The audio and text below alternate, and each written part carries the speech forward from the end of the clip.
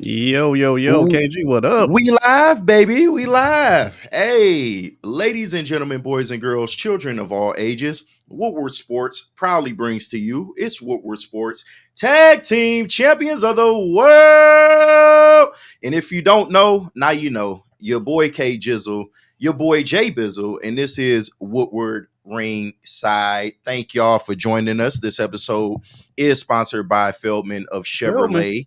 Chevrolet. Feldman Chevrolet of Play up Novi. nobody. Shout out to them.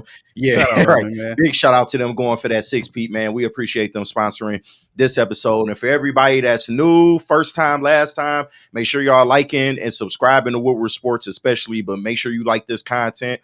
And we're gonna keep more of it coming. The more they allow us brothers to get up here, the more we gonna do this shit. So it is Most what it is. definitely. Jay Bizzle, how are you doing, my dog? Man, I'm good. Like I said, it's been a long week. We finally made it to the weekend, and just like that, the Yeah. weekend is over with. We gotta go If right back only they to it. knew. The I secret know. lives of KG and JB. If only they It, knew, man. It's it's a lot so going wild. on. It's Yeah. so wild. But man, what have you been up to, man? Because you've been busy as well. Yeah, man. I mean, this Pistons season unfortunately just wrapped up. Got to do a lot of those watch parties and things of that nature. So that was a fun ride, man. I'm really Oh excited for the yeah. future of the Pistons now that we done kind of died down. My emotion not in it no more. I'm just really excited for the future, bro, because we wasn't supposed to get that far. And now we look forward to Tiger baseball. Lions about to be right back around the corner. The grind don't stop for us, man. It really Grind don't. does not stop as well too. Tigers lost a close one yesterday. I seen the bases were loaded, but Yeah. they couldn't get Yeah. it done That's last night. That's all right. They're gonna get their lick back today at 4 o'clock. Don't you even worry.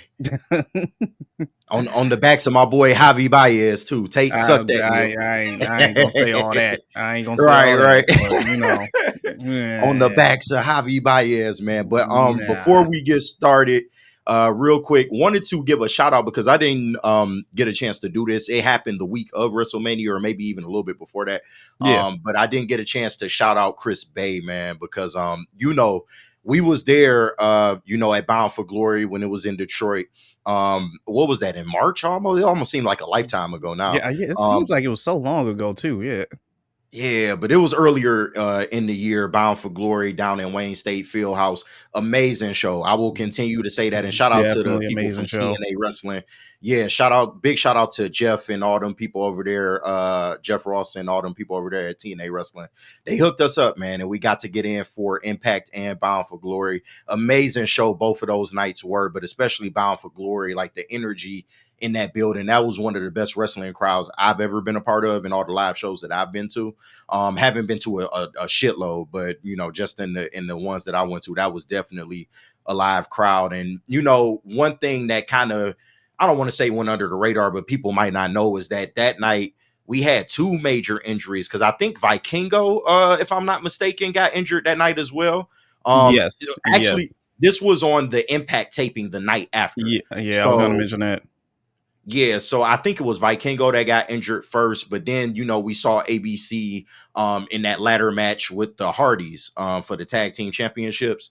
And I don't know if it was that match or maybe the night after, but Chris Bay also got injured on that card. And at the time, we knew it was serious because they stopped the show and everything, but Yep. we didn't realize just how serious that it actually was. And he was close to being paralyzed. Like, he almost was really in danger of maybe even losing his life that night. It came back that he ended up breaking his neck, and his wrestling future is definitely uncertain, and that it was a chance he might not even walk again. He ended up alluding to, but he got to come back a couple weeks ago on one of the TNA Impact tapings, and he came out to the crowd. It was real emotional. He was walking, which is absolutely a great sign. Definitely Somebody a that positive. incurred an injury like that. And yeah, it just sucks, man, because ABC was getting a lot of notoriety, I would say, as a tag team. And Chris Bay was a big part of that, man. But it's good to see him healthy. It's good to see him walking. He was giving it back to the crowd, pretty much just saying, like, a lot of his journey was because of, the crowd being behind him and things of that nature. He got a wonderful ovation from that crowd. So big shout out to Chris Bay. Good to see that he's doing well. And you never want to see that, bro, because it's hard to come back from neck injuries. Like, we done seen it throughout the years. Like that's a part of the reason Stone Cold had to hang him up so early. He broke Hmm. his neck, getting suplex from Owen Hart, and it's just you hate to see shit like that happen, man. But big shout out to Chris Bay. Man, big shout out to Chris Bay. I'm glad to see that he's back. He's well. He's doing well. He's definitely in high spirits. I remember seeing that and just thinking like, man, I hope this is just a routine injury and everything is okay. Because I mean, he Yeah, posted a picture the day afterwards, I think, on his social media saying, he was still in high yeah, spirits, but we didn't really know the full, aspect of what had happened to him. But I'm glad to see that he's back. He's healthy, and and maybe don't go all out in these next, yeah. couple of weeks. Maybe just take it easy for a little bit for a while before the doctors completely clear you for contact and action like that. But still, it's a good sign to see him Yeah. back, man. Yeah, absolutely. I don't know if he's like going to be cleared to wrestle or like, because clearly like he's lucky to even be walking right now and Yes, he still, yes. had a little bit of a limp and stuff like that. So I think it might be a while before if he's ever, hopefully he is, able to be cleared again and able to wrestle again. Cause you hate to see somebody's dream get robbed from him, but it's just it's a blessing to even, see him still walking after something like that. So Oh yeah. all the best to him. Hopefully, we do get to see him in the ring before long.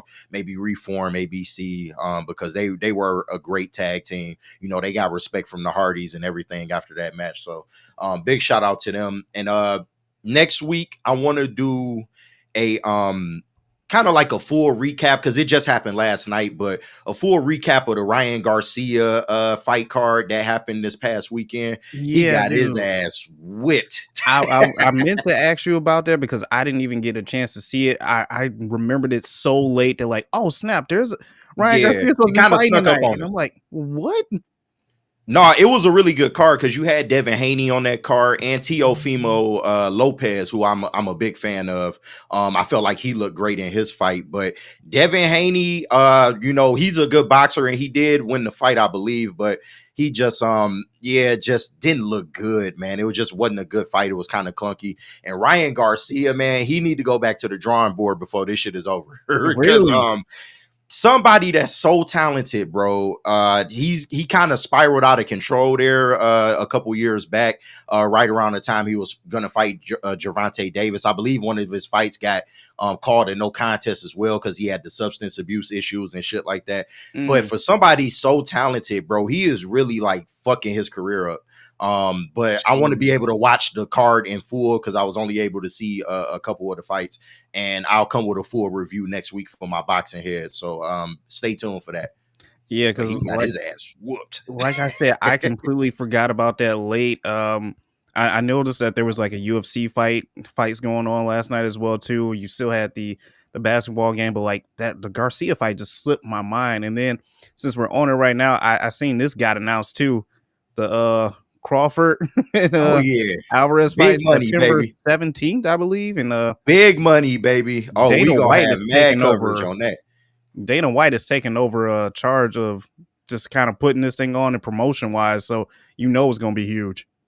No, absolutely. Dana White does a good job promoting UFC, so I'm not mad at him. And then this fight really sells itself. Once again, Oh this yeah. is kind of in the vein of the super fights that we don't normally get in boxing these days. This is a fight that has been long talked about, and now that you have both of these guys, Crawford moving up in weight to fight Canelo, bro, it's going to be a war. I cannot wait for it.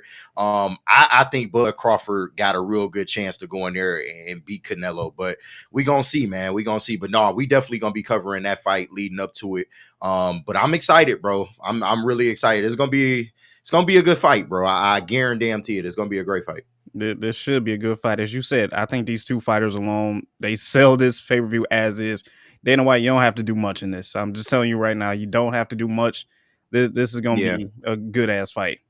And I'm glad we are getting this before both guys are kind of like out of it because Floyd Mayweather and Manny Pacquiao, for example, that was a fight Ah, we wanted to see for about 5 to 6 years before we just actually got it got too it. late. And by the time we got it, it was clear that Pacquiao, while one of my favorite fighters of all time, he was missing a step. And then Floyd also as well. He was coming to the latter half of his career. I think that was one of his last major fights. And I just hated to see him go out like that because, Floyd's last 5 to 6 fights I felt was kind of handpicked. And, not to say it ruined his legacy by any means, but me as a fan, I would have liked to see him fight somebody like Manny Pacquiao in his prime, because Manny Pacquiao in his prime was a fucking demon, bro. And he had wars with a lot of different boxers. But thankfully we are getting this while Canelo, while he's on the latter half of his career, he's not completely out of his prime yet. And Bud Crawford is in the I would say the prime of his career right now. So no, it's going to be a great fight.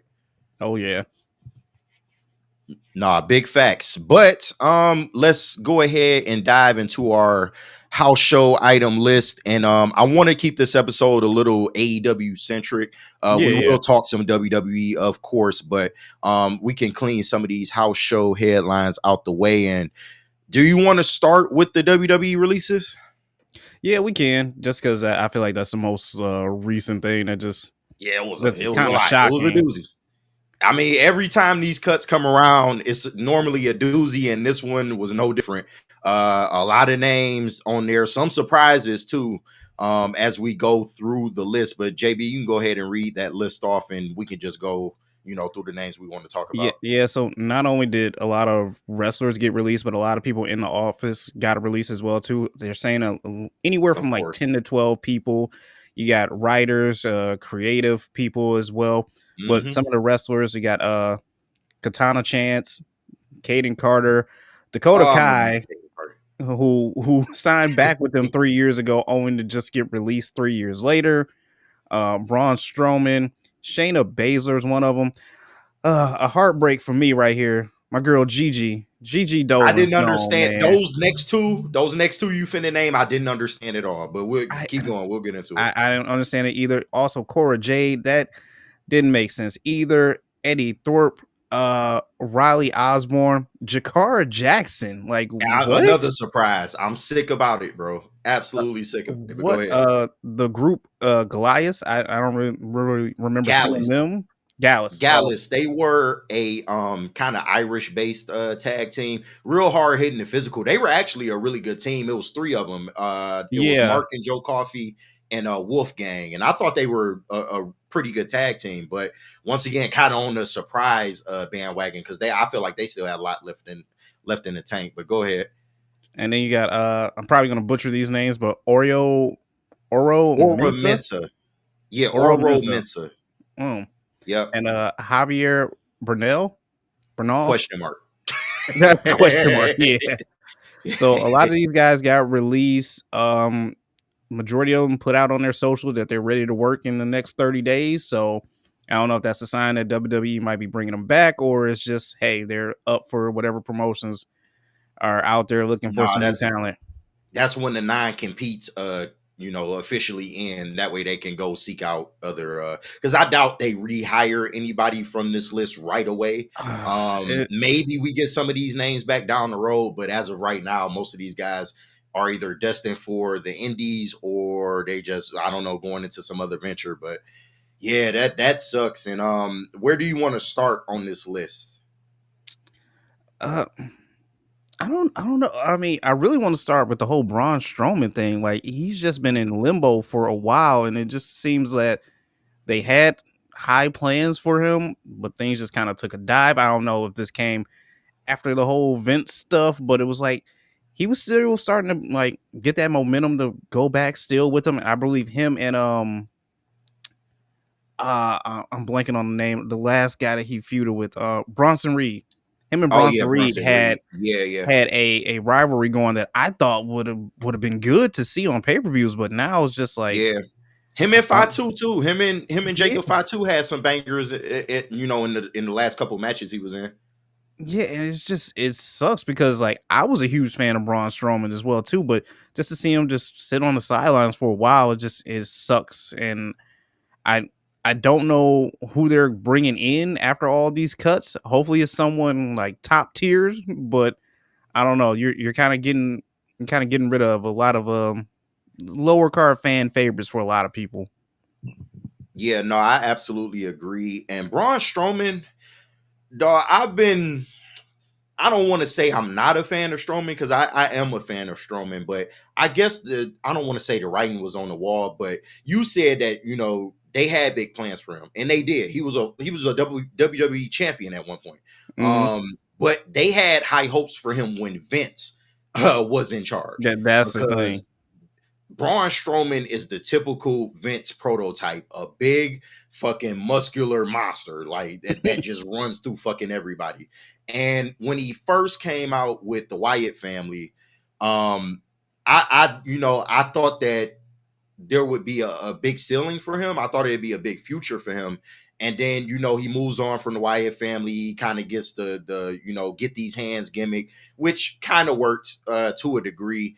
He had some moments in there, he was feuding with Roman for a while towards 2020. And then, he ended up doing different stuff after that. But he just never really like fully caught on. And I think the fans were behind him to a degree, but I don't know if it was enough to really push him as a main event guy. And Mm. I personally think he's kind of underrated in the ring as far as his in-ring work.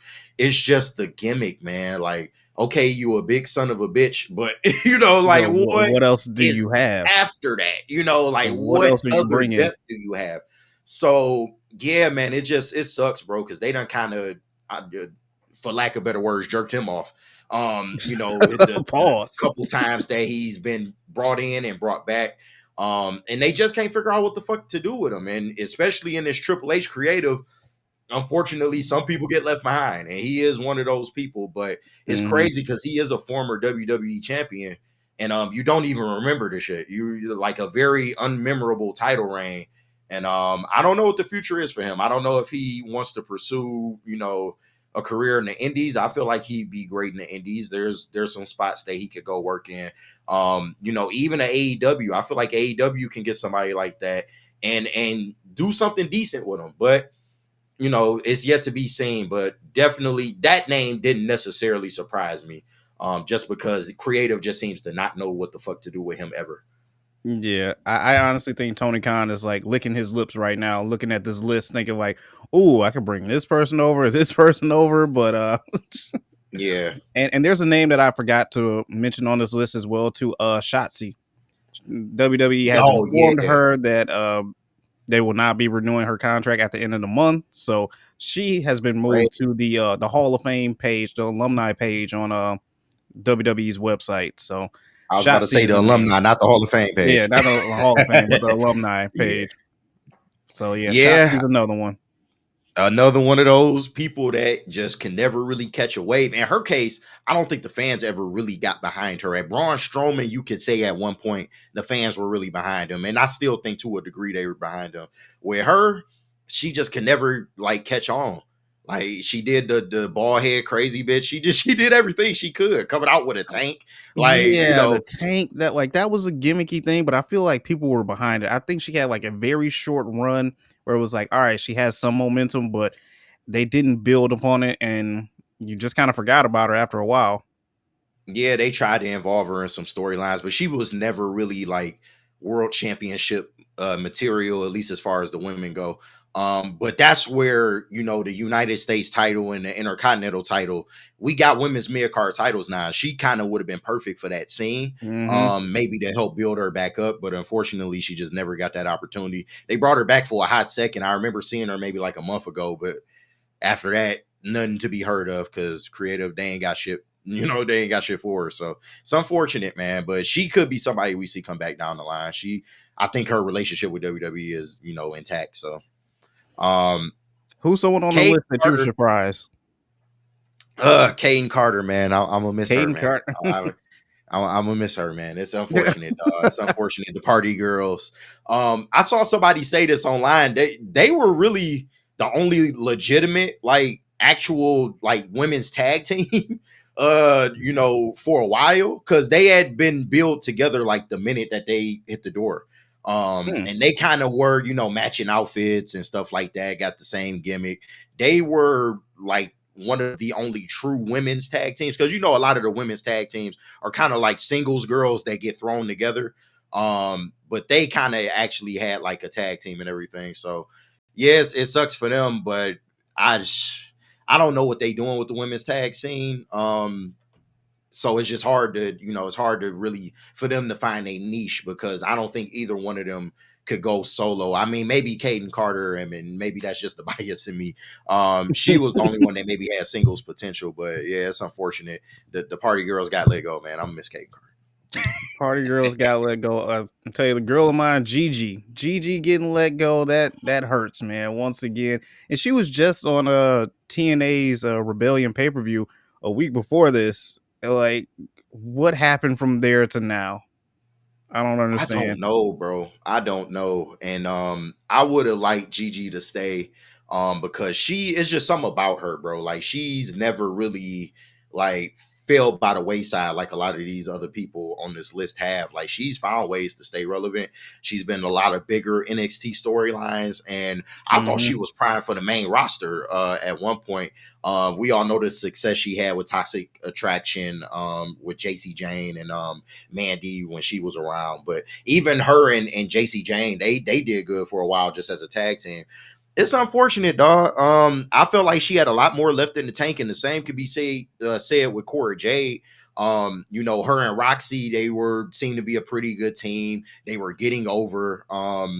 She had injury issues, much like Dakota Kai on this list, but she's been around enough to where you felt like they could have done something with her.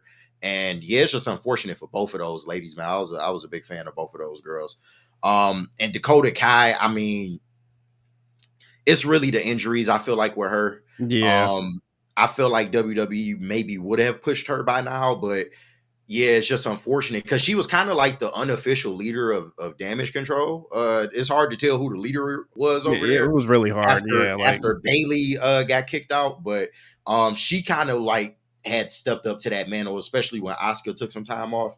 And yeah, man, just the injuries, dog. Like they set you back, and you have favor with the fans. Then you get injured for a long time. They bring you back, they work you back in, and then you get injured again. It's a slippery slope, dog. And I think that's mainly why they didn't hold on to her because she had everything else going for her. But yeah, it sucks, bro. It definitely sucks. with all these ladies getting let go, it seems like they're just kind of getting rid of the NXT 2.0 girls. And I really hope Yeah. with all of them being released that you just drop the bag for Mariah May to pop up at some point in time. Yeah, that would be nice, man. I'm interested to see how her character work would be in WWE because she's really like off the wall in AEW, and that's what kind of makes her like as good as she is. So I'd be interested to see what they can do with her. But yeah, man, I think it's a product also of just WWE does have a stacked women's division, especially in NXT. Like their NXT women's division is arguably the best women's division in all of wrestling, like just Mhm. period. They got a lot of big names, Julia over there, Stephanie Vacar becoming a star. Like Oh she yeah. has over 1 million views on Instagram now. Like she's becoming a big time star. There's a lot of women over there. Now your girl Jordan Grace is over there. They are loaded right now in terms of like female talent in NXT. And on the main roster, it's a lot of talent as well. But once that NXT talent gets called up to the main roster, then it's really going to be like, all right, who's the top girl right now? Who are we going to push? Because, I'm already kind of worried about somebody like Roxanne Perez, like all the momentum she had and now she on the main roster, but they not doing a ton with her. I know they done featured her in some stuff lately, but overall, I worry about people like that, kind of losing their momentum. But yeah, we'll see, man. We definitely will see. But good luck to all these people. You hate people losing their jobs. I don't ever root for that, but it's just Yeah. unfortunate, man. Yeah, hopefully Roxanne does not fall into line with all these releases as well too. Because as you said, I'm worried about her as well too. They signed her and was it Juliana? I think that's how you say her name to the main roster. Julia, So I thought it was Julia, Julia. is it Julia Yeah, or Julia? I can't remember. I thought it All was I know is it's Julia. spelled differently. So I'm just like Yeah, it's spelled Julie. with a G. Yeah, so it's just kind of weird, but they're on the main roster right now. So hopefully they have something in plan with them. Creative, please do something with them. Don't just let them sit in the background like and let all these other women and stars take over. Just please don't. Yeah. Nah, absolutely. And before we get into our next topic, do you have the Mercedes Monet screenshot? Because I had What to is talk to you this? about this one, What is dog. this nonsense, man? I had to talk You, to you about this you're one, starting man. a So 1-800 hotline for this woman. Like, what is this? I actually think to a degree this is kind of dope, but I just don't see how this is gonna work because fans can get a little crazy sometimes. A But little, essentially, um a little. es- a little, yeah, nah, big time. But essentially, for the small price of $99 a Small month, price for the small donation of $99 a month, donation. you, yes, you, the ordinary fan, the Mercedes Monet CEO fan, you Mm-mm. can get to text her personally. And this is like a partnership she has with some kind of text distribution service, to which she's going to be doing like for everybody that subscribes directly to her, they will get her private phone number. And apparently they will be Stop. able to text with her. And she's all on board with this. She had to quote in here: my super fans have always been my super friends. Now, like friends, they can text me directly and privately. The platform promises exclusive access to her personal phone number, although the spots for this program is going to be limited. And I imagine it is. It's probably maybe only one or two people that's really gonna get this shit off. But this is it's a little different, bro, and I think it is to a degree is dope. For her to kind of take that on because she ain't got to do this. Like, let's just be real here. Like, she ain't, she can have all the fans of the world. I can love my fans. I don't want to talk to y'all. Like, I don't really want to talk to y'all. But this is something a little bit different, man. And I kind of want to get your thoughts on here. Would you, for the small price of $100 a month, text with Mercedes Monet Y'all or keep any other wrestler you keep saying this small price, this small donation. It is $100 a month to sit for here the and small fee? text back and forth between myself and supposedly Mercedes Monet. I don't Right, think allegedly. allegedly We is don't even Mercedes know. Monet. Like, You we don't texted even know. somebody on her team. Like, what the fuck? Exactly. It's not even her, man. It's not even her you're texting. You're texting one of her assistants or whatever, and she's just responding back Oh, with some shit that Mercedes would say. That's all this is. And like, as you said, so some you think wrestling it's a fans, scam? I You think think this is it's a a huge scam? You think scam. she This get is a down? huge scam for her to just get some extra cash in her pocket right now. And as you said before, some of these fans, they can be a little extreme. So I don't even want to imagine what these text messages could be going back and forth between some of these people, man. That's what I'm curious of because, like, are they ain't gonna be able to just get their shit off, bro? Like, like I don't understand. I feel like they gonna handpick whoever like gets to be a part of this because there is no way like somebody could just pop up at 2, 3 in the morning and just text her, a You picture of up? they meet or something. Like, You right, up? like just randomly text her a picture of they meet. You What they don't want, do? yeah, you don't want situations like that. So yeah, like what is gonna be the parameters even around this shit, bro? But I thought it was interesting. It could very well be a scam. Not trying to accuse her of scamming, but on the surface, this could very well be a scam. But I mean, if you wanted to do something like this, why not just follow suit with a lot of what the other wrestlers are doing? Just get an OnlyFans. Just get an OF. I mean, you yeah, can charge less it's than a not hundred just for dollars for this. porn. Yes, it is not just for porn, Contrary everybody. to So popular belief, it's not just for porn. just, you can get an OF. You can charge less than $100 for this, and you can get a shit ton of fans just to sign up for it to see some exclusive stuff that you do. Like you said, it's not just for porn. People can actually meet and like interact with you. I mean, there has to be a better way than just this weird text service. I would like to see a little bit more in detail of like what it involves or like what you can and can't do with this, but Yeah, because there's got to it's be some just kind of saying guidelines and restrictions, bro. Like I'm this just can't work like that. Given this information, and if I look into it a little bit more, do you think Stick would be cool with us charging this to Woodward's account? Like, hey, we need this for hell ringside. yes. Hell yeah. If anybody would do it, it's Stick, bro. Like I feel like we could get the approval from Stick to go ahead for the small price of $19.99 per month. Keep saying So we small can text price. You say Mercedes Monet. small price. I'm just gonna be texting her every time, like, bro, when is you ending this CEO shit, girl? Like, come on, man. Like, I rock with you. Why are we doing this? Like, you gotta eat the pen from somebody. Like, goddamn, you done beat Athena. Like, you done beat everybody, dog. Like, come on, the reign of terror gotta end, man. But no, shout out to her, man. I think that if this works successfully, this is kind of works successfully. In quotations, if this works successfully, because there's a good chance this could go south very fast.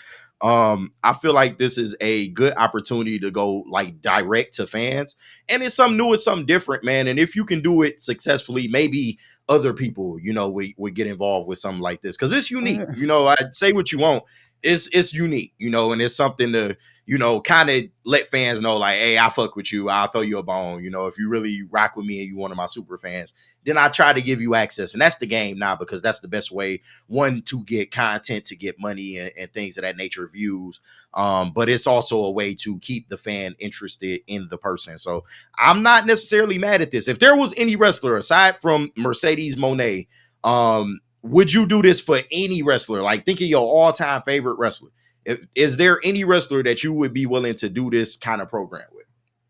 I mean, I can definitely say there are a couple I would like to see for this type of program, but there's been other programs like this before. Like I said, the OnlyFans is a thing, the Patreon is a thing. Some people have their premium Snapchats as well. This is unique in a way that if it is actually real and legit and you're actually texting her, then like, yeah, this could work out a lot better. But I'm afraid to see, like, moving past her, if this is successful, like what the top stars or top tier stars would be charging. Would you look at $250, $300 a month just to text back and forth with like Cody Rhodes? Like, hell no. Like, I fuck with Cody heavy. Hell no. I'm not paying $100 to text anybody. But maybe if they came down on the price, it's something I could consider. But there's not a lot of people I would do that for. Maybe people like Bret Hart, Stone Cold, The Rock, like maybe some of my all-time favorites. The Rock, I could definitely see. Undertaker, so I can ask him why he's such a fucking company man. It's just like, dog, like, we fuck with you, man. Why is you just such a company man? Nah, shout out to Taker, bro. But Hulk Hogan, so I could tell him how much of a racist he is day to day. He gonna block your beer trash. Hey, you know your beer trash, right? Hey, you should have fucking, you fucked up WCW, right? Oh, come on. Just text them every day. You are the reason WCW failed. That doesn't work for me, brother. Just go crazy. Like The Rock, I could definitely see. Stephanie McMahon. I would love to text Stephanie McMahon. You would love to text Stephanie. And not gonna lie, I would love to text Stephanie McMahon. What are you, Jeremy Bryant, go talk to Stephanie McMahon about? That's what I'm interested in right there. You trying to slide? Like, what does that look like?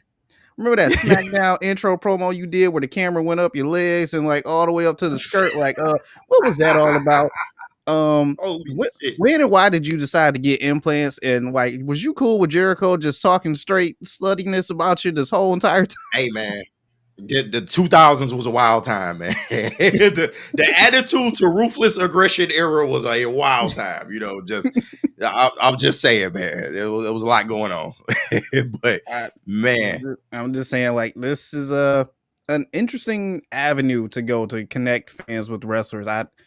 I'll be interested to see how this looks like from a year from now, like what results you get. But man, to be honest, my boy Flannel should do this, bro. $99 a month to have people text him, and then all the haters can get their shit off. You can text him all that crazy shit. Your takes suck. All that, you crazy as fuck. Like, they could get their shit off on Sam, and then he could get paid for it.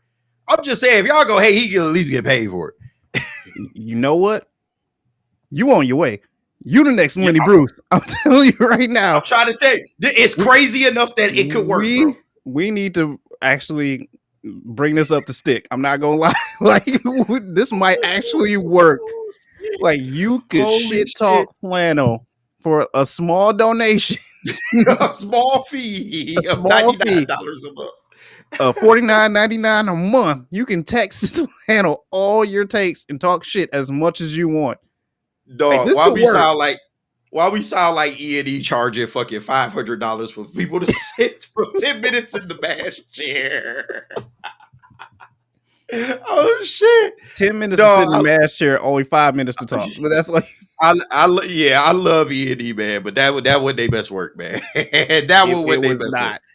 Yeah, It man. was not. But $500 for this could 10 work. minutes in the bash chair. This could work out. We need to bring this up to stick like ASAP. Like, yo, $50 a month for you to text Flannel on his personal line, and you can get your shit off. Oh, shit. This would Dog, work. we can. That would bring so much money to the network. I'm convinced, man. It's just crazy enough to work. I'm telling you. Like we gonna talk. We gonna talk. Stick. We gonna talk, man. Yeah, we got $1 million idea right now. Trying to tell you, man. The last thing in the house show headlines that I did want to touch on, and kind of alluding to the stuff that Freddie was talking about during our WrestleMania stream. TNA has now come out and said that they are going to ban excessive blood and blading going forward. And like Freddie was kind of telling the people that, this is what WWE does. They suck companies dry. And essentially this may be what they're doing with the fine people over at TNA Wrestling. And this definitely seems like a WWE ism. This seems like something that they would do because they don't do a lot of blood and excessive blading in their own product. And now that TNA is under their umbrella, it makes sense for them to make TNA stop doing shit like this because they are representing WWE. So just wanted to get your thoughts on it. TNA, I don't think they're as bad as AEW is with, some of the blood and excessive blood spots that they do. But it kind of sucks, man. I really don't like shit like this being taken out of wrestling personally. And maybe it's just because, I grew up on that. I grew up in the Attitude Era. I done seen Cactus Jack and fucking Terry Funk, some of the death matches they had back in the day. Shit. Yeah, like I done seen blood in wrestling, and I'm fine with it. Does sometime it get a little overplayed, a little overdone? Yes. I can fully admit that, but it's something that I don't want taken out of my product though. No matter whether it's WWE or a more gritty product like a AEW or even TNA for that matters. But what are your thoughts on that? No, I agree with you. Like, I don't want to see like this blood taken out of some of these companies and storylines as it is as well too, because sometimes it's well deserving.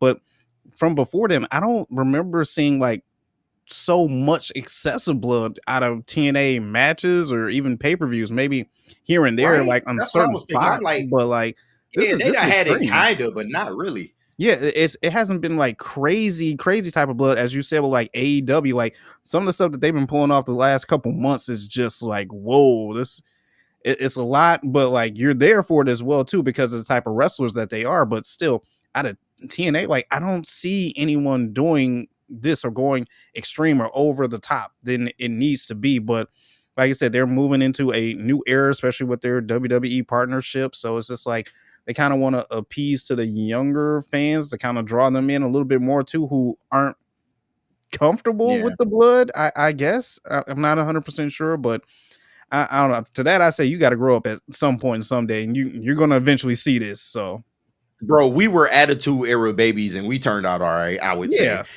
That we could be a lot worse, but yeah, man, it just fucking sucks. And I'm not gonna lie, I've been tired for a long time of the WWE like PG rating bullshit. And I do understand they got shareholders. There's a lot of yeah, money on the floor. yep, a I lot of get money. that.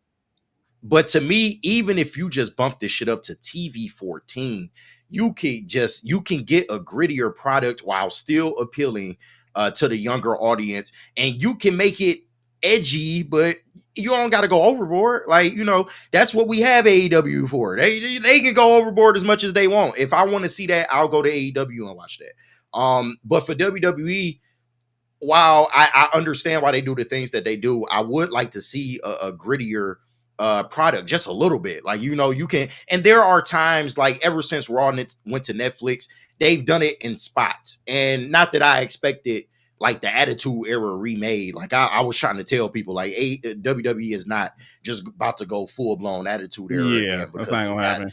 it's a company structure. There's stockholders. Like they'll never go back to that kind of product, unfortunately. But I did think that they would kind of push the envelope a little bit more, and in spots they have, but mostly it's just been a lot of an unexpected F or S bomb, during a promo, or every now and again we'll get an aggressive, wrestling match in which it's a lot of extreme spots and stuff like that, but nothing really like over the top. And I just feel like it's really hurting WWE. Um, because man, you got so many good wrestlers like in this era of WWE. There's a lot of talent, maybe the most talent that they have ever had ever, on one roster at one time. A lot of people that could be pushed into the main event scene. Even the mid-card scene is kind of loaded.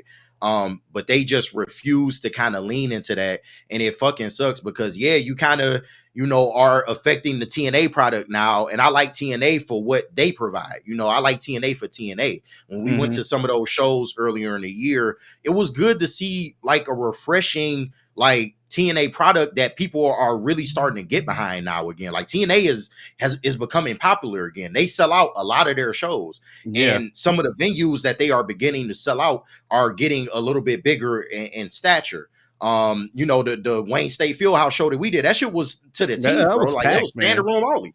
Yeah. And no, and with the WWE partnership, they are getting more eyes on the product and it's helping them. But yeah, you just hate to see them dumb down what they like to do. TNA is separate from WWE. So while y'all under the same umbrella, I want TNA to stick to the shit that's made them, kind of relevant again to this point. Like this is the best era of TNA wrestling that we've had since the golden age, the late 2000s TNA, where you had all these, old stars and future stars all in the company at one time. So yeah, it kind of alludes to what Freddie was talking about, man, and it just sucks. Although TNA didn't seem like they were really doing a shitload of bloody Yeah. spots like that, but yeah, but going forward, you won't see any more of that. So just know, that's why, So I just wanted to bring that up. And it's just confusing because, like you said, I don't know why. Like they haven't done this type of craziness in before in TNA, so it's like, why do you even want to inform all the talent now about it? And I just fear that if it gets to a certain point where it becomes too PG, will their fans start to move on to somewhere else? Or will you see more of those fans start to migrate, navigate over to AEW? Or there's still Maybe, a bunch of leagues out here right now that are like background underground wrestling that are completely hardcore. So like you could see maybe, fans move to there. maybe if you just lean more into, kind of the bad aspects, because it's contradictory as fuck to, take something like this away from TNA, but you have somebody like Tessa Blanchard who is on the roster, and we know her history No, with, yeah. being Mm, racist and shit like that. And listen, y'all, for the Tessa Blanchard fans out there, if she's a changed woman, that's cool. But what happened, happened. and that's something that she got to wear. Even if she is this changed person, this is something that she's gonna have to wear. But this is one of their top women in their company, and before that, she was a champion there. She was a main eventer there, as far as the women's product. So it's kind of contradictory, and there's a lot of contradictions that WWE has, and that's why Freddie, was kind of alluding to some of that shit during the WrestleMania broadcast, and you do feel him because the WWE being the big conglomerate corporation, this is something that they do. They've done it since, Vince's daddy. They've done it since Vince. And now, even in the Triple H era, now that you got TNA and Triple A wrestling about to come, now that they're leaning into more of these partnerships, they're just going to be more controlled by WWE instead of just being their own entities and being under the same umbrella. And it kind of sucks because AEW doesn't do shit like that. Like New Japan is New Japan, and Mhm. AEW just intermingles with New Japan. They don't try to go in and change it, Change So that. Yeah. it's yeah, it's fucked up, man. It's fucked up. But this is just it's the business, bro. So That's rough, man. That's really rough. yeah, yeah, taken away from the product, and at least to me. But I guess we can hop into the main event stuff now. Mainly wanted to touch on AEW in this aspect because the Owen Hart Classic Finals matches were, Not now. set in stone for Double or Nothing. I can pull those up if you don't have them. Oh no, I I won't got be them. able to do it. Okay, Here, do you bet. want? We can It's start only with two the. matches, but Yeah, we can start with the men's out here. You got Will Ospreay versus. I'm assuming this is your boy Hangman Page. don't do that. Is that Don't do that's your that. boy Hell Hangman? no, that ain't my boy. That's your man's. That ain't mine. I'm in Swerve's house. I don't know what you talking about, man. That man burnt down that man's childhood home. I can never fuck with him. You burned down a black man's childhood home after Nana got the deed for him and did a dance on live television. You fucking burnt down this man's home the next week. I'm not. I could never rock with Hangman after that. Never ever. Oh man, Sunday, May 25th, Double or Nothing, Owen Hart, Classic Invitational, Will Ospreay, Hangman Page. I like these two. I like these two together. I honestly think this will be a very good match, but I'm still taking Ospreay out of this one. He has the momentum. He is that rising star that is at right now top level of AEW. So just continue to let him, dominate this league. So no, I absolutely agree with you. And to me, the logical answer would to put Will Ospreay over. However, and I do got to give AEW and Hangman Page some credit. They've done a good job of kind of like reversing his character, especially like after the CM Punk shit kind of went down and he was kind of Mm, involved in that a little bit. He's done a good job of like winning the fans back over, and his matches are good as much as I don't necessarily care for his character. His matches are good and they've gotten better as time has progressed. You got him kind of intertwined, and AEW got a lot going on as far as like the world title picture because you got the Death Riders and John Moxley intermingling with Swerve. They're intermingling with the Ops right now, yep. Samoa Joe, and more on that later. We're gonna talk Yep. about a match that I think will be in attendance for, and I'm excited for it, bro. It's gonna be a fucking banger if we always get the cage matches, man. I like that, bro. Every time we go to an AEW show, we get the cage matches. But yeah, so you got him intermingling with the Ops. Kenny Omega's kind of in there a little bit. Although, not necessarily in the world title picture, but it's somebody that they can absolutely push into that picture. There's a lot going on in the AEW title scene right now, and they've kind of played up the fact that, you know, Adam Hangman Page is feeling a little bit remorseful for what he's done to Swerve. Is Because he? you yeah, because you had right before I think it was a Dynasty, where Swerve took on Mox for the title. They had that backstage segment in which, you know, Swerve was talking to Renee, and Adam came back there out of fucking nowhere and pretty much was like, I told you I would never let you win the world title and I hate you for life. And they both went back and forth about the shit that they've done to each other. But in that, you can kind of tell like they don't feel the same animosity. Like they kind of feel bad about it. And Hang I forgot Swerve kind of said something to Hangman and he fucking ran off like fucking Red did in Friday. It was funny as fuck. And a couple weeks ago, you had the backstage segment and Hangman was talking and the EVPs walked up. And the EVPs trying to get involved with the Death Riders right now. Which that doesn't make So any sense at all. They need to stay yeah, away from this storyline. I actually kind of like that element because Mox don't really fuck with him.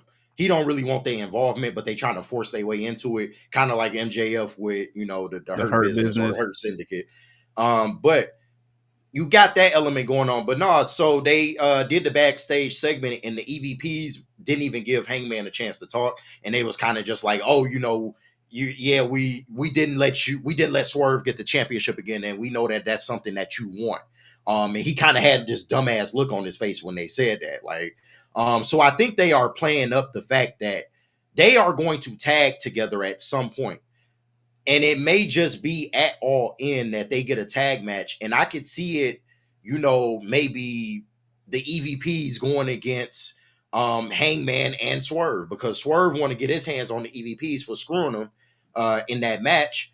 And if Samoa Joe's fighting for the title right now, and then you got this match that'll take place at All In, what the hell, or one of these guys are gonna fight for the title at All In. What the hell are you gonna do with Swerve?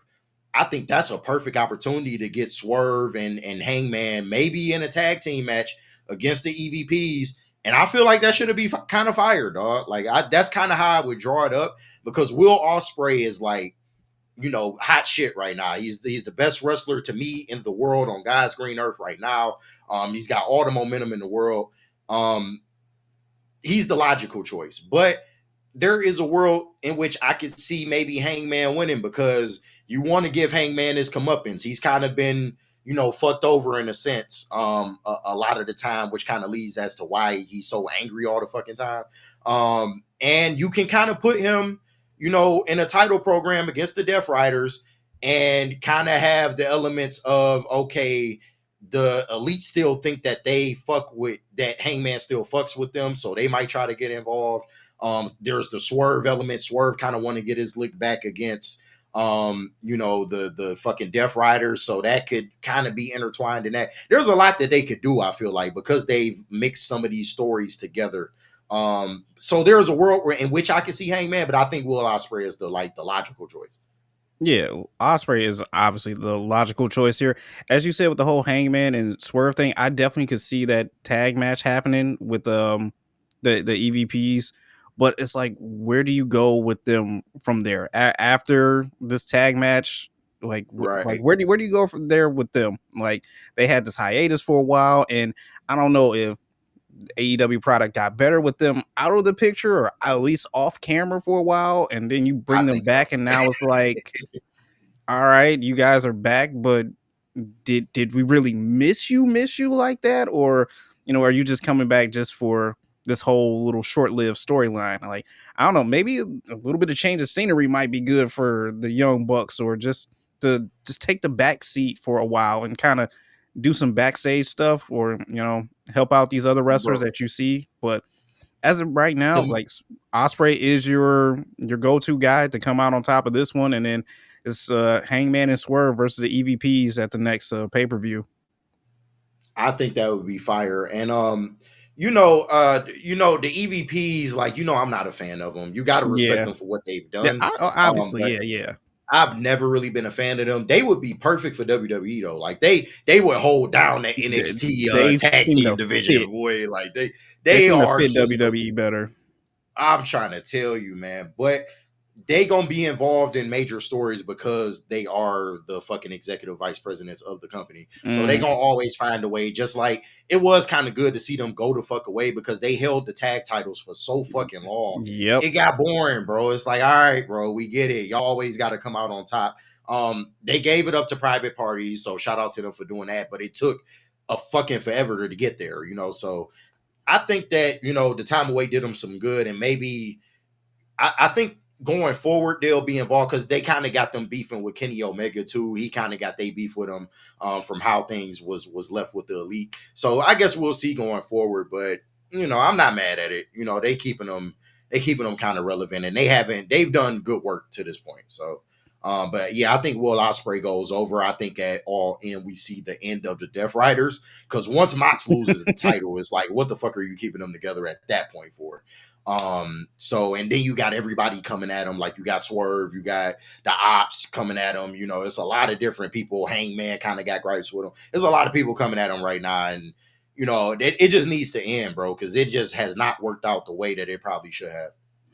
Yeah, it has not gone the direction that they would have hoped, and like I said, I just think it's going on for too long. This whole Death Riders thing, just get rid of it. Just kind of like the Judgment Day shit. Just get rid of it as of right now. Like, it's over. It's over. You Yeah. played this hand way too much. It doesn't have any more juice in it. Just let it go. Yeah, it's done, bro. So somebody said online the other day, I can't remember what the fuck it was. It was something funny as hell though. Oh, they said that the fucking Death Riders is becoming the learning tree. I'm like, man, I hate yeah, I hate to say you right, but I mean, ah, yes, it's kind of tough, damn. dog. It's kind of tough, but the shit done ran its course. I think what Freddie said is spot on. Me and him kind of felt the same way. They was relying on Shane McMahon to come be the leader of that shit at the time that Mhm. they was talking to him. It never happened, and they had to pivot, and the pivot just has not really been what it should have been. Like, this story should have been way bigger. But it is what it is, man. It is what it is. But we shall see. We shall see. Maybe if Shane would have got over there, this would have helped a lot, but I don't really know. But we can move on to the next match for the Owen Hart. You got your girl who is charging people $100 to text her, Mercedes Monet versus Jamie Hayter for the CEO shit. women's tournament final. Hey, Yo. she called the CEO for a reason. That's an executive move, man. Oh my $100 a god. month, you can text me. What's up with it? No. Like, so and shout out to who really my girl over there, Jamie Hayter, bro. I'm a big Jamie Hayter fan. To Really? me, she don't get enough love, bro. Like, she is really good. I like her gimmick. I feel like she's over with the fans to a degree. Maybe there's some shit that they could do better in terms of that, but she's a great talent, and I feel like they don't really, value her as much as they should. But they putting her in this spot, going against Mercedes Monet. This match will be a good match, because both of these ladies can go in the ring. But it's tailor made for Monet, bro. They are trying to set up her and Toni Storm for All In, which I'm not mad at. But at All In, she got to eat the fucking pin, and I think that's the logical. Like, no way they finna just let her have 5 fucking championships, bro. Like, Yes, okay, they enough is enough. will. Like, Yes, they enough is fucking enough, will. bro. Like, I get it, and I get it, and like I said, I'm not a Monet hater. I'm just a little, I'm gassed of the CEO gimmick, and I'm kind of gassed of her reign of terror, her winning every fucking match. She got the pin victory on fucking Athena. I felt like they could have did more with that, but it was a match, in the tournament, so it is what it is. But this is a tailor-made spot for Monet to go over. Toni Storm probably ringside watching it, clapping her, giving her congratulations. And then you have the mega fight between, because make no mistake, that's like a big fight in terms of women's wrestling. Monet and Toni Storm, that's a ticket seller. That's a main event worthy match for Mm-hmm. the women's division. So I think that's fire, bro. With them two, I'm not mad at that match at All In. But to me, Toni Storm, you can't ruin her momentum right now. You got to have her go over on Monet. But if they were to have Monet go over, I feel like that means they're going to keep that rivalry going, like, beyond All In. So, and do I want to see that? I wouldn't be mad at it, but it just depends on how it plays out. But this clearly is what they're building towards. Yeah, come on. Like you said, this is a tailor-made spot for Mercedes Monet. And talking about someone running off like Red from Friday, she did that at a what was it, Dynamite or Collision the day Yeah, before. Just, dog. oh no. Like Right. That shit was hilarious. Ricochet did that shit too, and it was hilarious, man. like what's going on here? Jamie Hayter, I agree with you. I feel like she's that underrated talent that, they don't put a whole lot of time in. I'm not overly with her gimmick. She looks like a failed Scooby-Doo character a little bit at She times. does. But it's And I'm kind of like it works for her though. It's like her aesthetic, but yeah, I could get how you get that though. I could definitely understand I why guess you it get works that. for her. I honestly was hoping for Chris Statlander to come out on top of this one, but it is cool for her. I like to see her That get would this have been moment dope. right here Mhm. as well too. But yeah, Mercedes goes over. They're teasing her and Toni Storm, and honestly, I think Mercedes gets the title, but it's off the help of Megan Bain because I don't think her and Tony that situation is done Oh, with. So that's the only reason why oh, I you think she cooking. drops the title because there's a bigger picture involved with Tony Storm and Megan Bain. So I didn't even think of that, that dog. that's Oh, you my cooking. that's You my angle cooking, with it. dog. But then again, I still don't want to see her have 5 fucking belts. Like this just sucks. I get it. It would kind of add to her mystique, as CEO Mercedes Monet. She beats everybody, like she the best woman on earth right now. Now I she's gonna get that. charge That would add to 150 her. for you to text her. Yeah, no, big facts. Hey, if she get all 5 belts, that price is going up. Best believe Come that. on. Yesterday's price is not today's Not price. today's price. This is the 4-time. This is the 4-time champion price, not the 5-time. But no, like that would be dog. And you know what? Because Toni Storm, she don't need the belt in order to. I think a grudge match between her and Megan Bain without the title. and to where it's just like we just don't fuck with each other. I Hmm. think that's fire, bro. I really like that. And you know what, you might be right because it just, yeah, it makes a lot of sense to put Tony Storm over and maybe have Mercedes Moné eat the pin. But at the end of the day, Monet's not losing anything by losing this match because none of her Really? titles are on the line. Yeah. So I think she has more to gain by winning this match because you can still kind of bill her as the best woman out. Tony Storm and her can link up down the line for the title in a rematch. That could be fire. Or you could do triple threat with her and Bane and Tony Storm. Mm. I it's you might be able to get a lot more out of Mercedes going over now that I think about it. I think that's fire by you, JB. That's I didn't even think of that.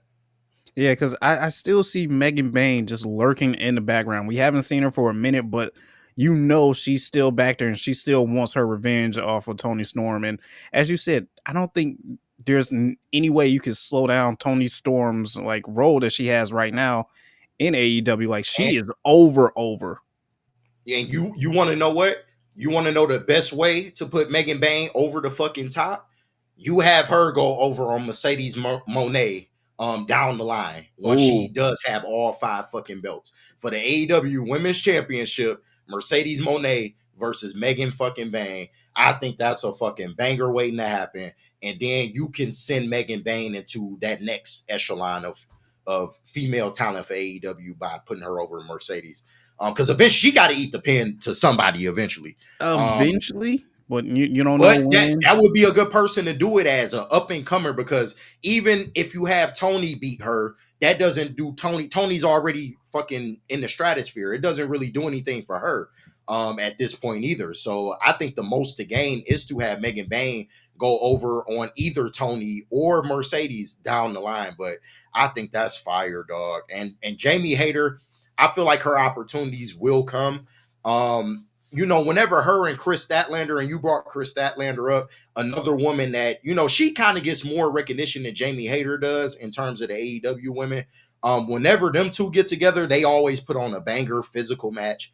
And Chris Statlander, they gonna keep her in the plans because she's one of the like main event women. But Jamie Hayter, I feel like she can work herself back into some of these stories. Maybe you have her beef with Athena over the ROH belt. Maybe they can go that direction. I think there's some things they can do. Maybe you have Jamie Hayter going against Megan Bain. I feel like that'd be a fucking banger I match. like But that too. you can find ways to kind of keep her in the mix until you find out, okay, do we want to push her as a main event talent? Because I think at one point she was AEW Women's Champion, if I'm not mistaken. I could be wrong on that, but Mm. I think this is a good way to kind of keep her relevant too. Like there's women that she can face in the meantime, So I would love to see that. Yeah, I mean, if you're losing Mariah May, I think AEW has a good, decent quality of women's talent to boost up to where that Mariah May status was, and I definitely think Megan Bain could be that. If Tony Storm's your A, Mercedes your B, your A2 has to be Megan Bain, and you just need to continue to build her up, and this is a perfect way to do it. I agree with that, bro. And now you gave me a whole different outlook for this, for the Mercedes going over in this match. I'm talking about the All In match, but you gave me But another yeah, perspective for that. So no, that'd be fire though. But I'm looking forward to it either way. It's gonna be dope. Double or Nothing is looking like it's gonna be a good card. So and it's on my birthday too, so shout out. hey, happy birthday, man! I didn't even know that. Yeah, May 25th. May 25th. Hey, shout out, dog. Big shout out. And we'll show you some more love leading up to your birthday, of course. But the next one on the agenda is a match that I think we're gonna be in attendance for. And I'm looking forward to it because I'm a big Samoa Joe fan. I've been a fan of him since TNA. And I've never gotten to see him live. And we're gonna be in the building. And for everybody that don't know, your boys KG and JB, we are credentialed, officially credentialed media for AEW Dynamite and Collision that will be here May 7th and May 8th next week. So we will be at the Masonic Temple, boots on the ground. We're gonna get a lot of videos so we can play it on the show. And we might have Freddie in the mix too next week. But really looking forward to that. Shout out to the people at AEW for hooking us Yes. up. I'm sorry we don't have direct names right now, but big shout out to AEW. I can't wait to cover one of their events officially. And they don't, the live show that we went to last year, we went to All Out last year. There's a chance we could go to All Out again this year. Amazing shows. They live shows are really fucking good. They're kind of Top slept notch, on, man. especially like the pay-per-views. They do the pay-per-views very, very well for the most part. So no, big shout out to AEW and allowing us to come in there and be credential media for that. Oh yeah, shout out to AEW once again for giving us this opportunity.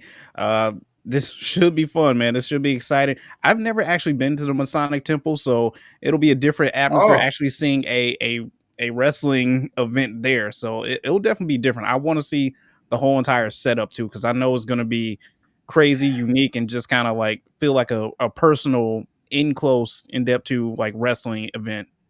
yeah, me and Freddie and you, we was all talking about like I don't know how the fuck they gonna pull this off in I Masonic don't know Temple. either. Yeah, because that setup gonna be kind of crazy. I am interested to see how it's gonna look because mostly they don't do wrestling events there. They do like smaller venue Like concerts concerts, there. yeah. Yeah, so this is my second time going to Masonic Temple. So yeah, it's gonna be interesting because if I remember the layout correctly, the auditorium seating, I don't know how the fuck they gonna pull that off. But hey, we in the building, man. We in the building. So we gonna get a lot of content, a lot of content. Yes, yes, sir. But what do you think about this match right here? So you got Samoa Joe. He's come back, over the last couple months with this Ops faction, and I fuck with the name though. The Yeah, I like Ops, the name. they got never lacking on they as they slogan and shit like that. Like that shit kind of fire. We brothers. That shit kind of fire, though. We from Detroit. We know what that shit mean. I think that shit kind of fire. The Ops, they never lacking. Like the characters involved is kind of you wouldn't expect. But nonetheless, shout out Samoa Joe, shout out Powerhouse Hobbs and Shibata, man. And yeah, they got this faction going. They are the latest team beefing with the Death Riders right now. And Samoa Joe is a former AEW World Champion. I really loved his title reign as AEW World Champion. We know he eventually lost it to Swerve in a great match that they had. But he's climbing the ladder again, and he's going against Mox in this steel cage match for the AEW World Championship. What do you think will happen in this match, Jay Bizzle?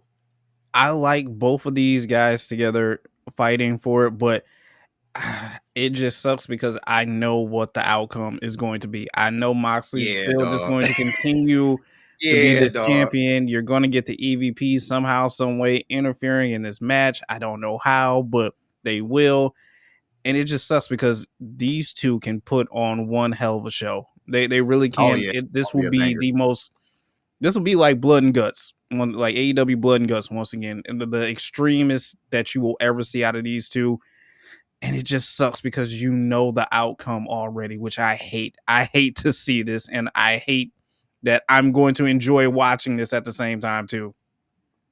Yeah, man. I mean, they gotta build up their biggest show. Unfortunately, we just a victim of they in the process of building up their biggest show. And Samoa Joe is unfortunately probably gonna be a casualty of that. Mm-hmm. Um, yeah, man, it sucks, dog. Cause I love Samoa Joe, his promo work in ring, like everything. Just Samoa Joe is the man. This match is going to be crazy. This is going to be a absolute banger and we gonna get a shitload of interference, which is crazy to say in a cage match. But I think it's gonna be in the vein of kind of like those 90s style WWE cage matches that they used to have. Like there was when I was younger, I had like these VHS wrestling tapes from my granddad, right? No, I And mean one we of all had them the was VHS era tapes. Come on. no, for sure, for sure. But one of them was a SummerSlam 1994, and on Oh, that one, you had Owen Hart going against Bret Hart in a cage match, right? And I don't think it was for the title. It might have been for the title, I but don't think for it all my was. wrestling for all my wrestling historians, y'all will remember this match. And it was a match, they was in a steel cage too. And what it was is, as the match got like more and more volatile, as they got more and more aggressive, you saw the family members of, like, the British Bulldog and the Hart family, they all started interfering and climbing the fucking cage and getting involved. And that's what the fuck you probably gonna see in this match. It's gonna be the Ops getting in the cage. It's gonna be the Death Riders getting in the cage. The EVPs is getting in the cage. Swerve Strickland go get in the cage. It's gonna be fucking chaos, and I think that's what it's gonna boil down to. There's gonna be a lot of interference, a lot going on. They're not gonna be able to contain the outside interference because it's just too many groups are involved in this shit at this point. So yeah, I hope they do. I don't want to see everybody at one time rush in, but maybe you do like delayed. Okay, the Death Riders get involved, then you had them kind of go crazy for a second, then the Ops figure out a way to get in the cage, then Swerve comes out and maybe he's the equalizer and shit like that, and then after all that aftermath, then maybe you get the finish of Mox going over Joe. But it's gonna be a crazy match though, like for a TV match. This is gonna be crazy, and I know this is one of their specialized weekly shows, the Beach Break, that they're doing, but it's gonna be a fire TV match, bro. I cannot wait to see this. I like your idea and your angle with the Owen and Bret Hart from SummerSlam '94. Yeah, interference Oh man, after I love that match. interference. Yeah, one wave, a next wave, another wave. I honestly think, I don't know if Moxley gets the pin or if the referee just completely just calls this match off because it's just too much It could chaos happen that going way. on all at Yeah, it once. could And happen that like, way. I'm predicting like they actually bust through and break through this cage, like somehow, some way, like from everyone going over the top to them just flying through this cage and the referee just being like, nope, nope, no contest is over with, I'm done. And then Moxley just retains, because that's a good way to keep both of them strong, and another way to kind of put them in a pay-per-view picture as well too, to redo this title with more stipulations added to it. No, I love that idea, JB, because I don't want Samoa Joe to outright lose. Yeah. Because that kind of knocks him down a peg in terms of people that can compete for the championship right now. And after All In, I would like to see Samoa Joe maybe kind of get back in that mix against maybe a Will Ospreay. I mean, Samoa Joe versus Will Ospreay, that just sells itself. Like that's a fucking bona fide match, and you can keep Will Ospreay the champion and have him go over Joe. But I'm just talking about, having him involved in the main event picture. That's mainly what I want. I don't want him to be diminished in any way, shape, or form. And I know they got the trios belts right now, and maybe they move him more in that direction. But I would love to see him stick in the main event picture. But no, I love that idea, just it being a no contest because it's so chaotic. That the ref has to stop it. And then down the line, Samoa Joe can be like, hey, I never lost that match against Mm-hmm. Mox. I'm due for AEW World Title match, and I would love to see him go against whoever the champ is at that point. Even if it's Swerve again, I think Joe Swerve too would be dope. Whoever they decide to put over, I think it'd be a fire match. But I'm looking forward to this one. Oh, real quick on the Ops, What's up? because I know you didn't care for the Masterpiece spot last week, It but was just Master. weird. Like, what? Hey, they in the New Orleans, man. He bout it, man. You can't hate on the legend, man. No Yeah, limit soldier over here. y'all didn't You ask cannot Lil hate on the legend. Wayne if he could be there. Like, No, but the funniest part is when fucking I think Samoa Joe was choking out Mox, and you could tell Samoa Joe about to lose because he keeps choking out Mox every chance he fucking yeah, gets. like what the He has choked out Mox. So he was choking out fucking Mox, and then Master P threw the two laziest punches to fucking John Moxley I've ever fucking seen. That shit was hilarious, bro. He was like trying to get his licks in, then he just stopped. Like, and then when the EVPs got the ring, he got gold. Like, that shit was funny as hell. But shout out to Master P, man. No limit soldier, man. You gotta respect it, man. You gotta respect it. So WWE has Travis Scott, AEW has Master P. You fucking right. Oh Hey, my he god. bought it, man. Bring back Rose while you at it, man. Master P and Rose versus the EVPs at All In. Let's get it. Let's Make get me it. say, Nah. oh my god. You got to give it up for the legend, dog. That shit was funny as fuck, bro. My man Percy, man. No Percy Miller slander is tolerated, JB. That man made it out the hood all three ways. Hey, You hey, cannot, yeah, you cannot hate, bro. you will not hear any slander from me from Percy Miller, one Mr. Master P. Like we all had Master P albums back in the day. Not gonna lie, Man, what? I ain't never seen an album with like 25 tracks on it, bro. Like Nuts, never. bro. And his album covers was infamous. You know the famous like 90s era like album Mhm. cover with the fucking chains and shit. Dog, the No Limit fucking covers used to be so fire, bro. Like they still legendary to this day. Man, I had the bootleg fucking Bout It movies, man, coming up, bro. Oh My my my god. fucking yeah, bro. Like the Master P, we big Master P fans over here, This man. is The getting off movies track, but was why do crazy too back in the this day. is getting off track? But like, why do we all have like the bootleg copies of these things? Like, why do we never have like the original copy? Because that was the bootleg era, man. The late 90s, early 2000s, man. I miss the bootleg era, bro. I miss getting, because it was always dope when you finally got the bootleg that didn't have people walking in it, Walking through, that didn't have people laughing at it and shit. You can hear the people laughing if it's a comedy and shit. Like, I miss them days of actually getting a bootleg and be like, dog, this a dog ass copy. Like, because the good copy clean copies as was hell like, right now. that shit, when you used to get a good copy of a bootleg, that shit it made it that much better. Like it made the movie that much better, man. I miss them days for real. That was a crazy time. Cause I remember once they got good with the bootlegs, they start having the FBI warnings at the front. They Yep, had the little yep. DVD menu on them and shit. You like, oh damn, they got the good bootlegs. We got high texture. All right. Right.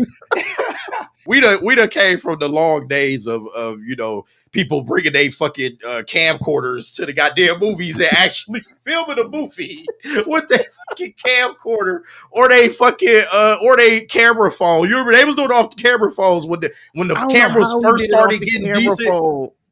Dog, Yeah. that shit was the most pixelated shit you ever seen in your life. But once the camera phones started getting good, they was trying to do that shit off the camera phones. Oh my god, that was a time. That was a time. Man, that was a That was time, a hell of a time. You used to hear them like ruffling with the camera, trying to get it set. Yes, bro. You can hear them opening their candy and shit. Like, no, that was the shit. They moving and shit. They never keep the shot still. It's all The moving shot and was shit. crooked, like half. Oh my god. Yo. Hey, all my people watching this right now, comment your best bootleg memories, man. I know we got some brothers watching this. Even for some of the white folks, if you was experienced the bootleg era, please share your stories in the comments. We love to hear them, man. That was what a time to be alive. The fucking bootleg era. The bootleg man used to be like the man about time. He was like the weed man. It was the weed man, and then it was the bootleg man. The Dog. bootleg man used to come by the barbershop and at the job. Yep. You always used to have somebody at your job that was like the bootleg guy. No, let me tell you, bro. So it used to be a dollar store. Oh, like 6 Mile in Livernois where that Nicky D's Coney is. Yeah, Back in the yeah. day, it used to be a dollar store over there. And my mom and dad was friends with the owner in there, and he was selling the bootlegs out of the fucking dollar store. Like, it was fucking crazy. The VHS bootlegs and the motherfucking DVD bootlegs, bro. Like, what a time to be alive, dog. It was crazy. What a time. These kids will never know what fucking bootleg That's what movies I was are. about to say. These kids will never know. Like Spoiled we had to go fucks. through to Like, see the movies. dog, it was crazy, bro. It was crazy. But let's get into our last topic.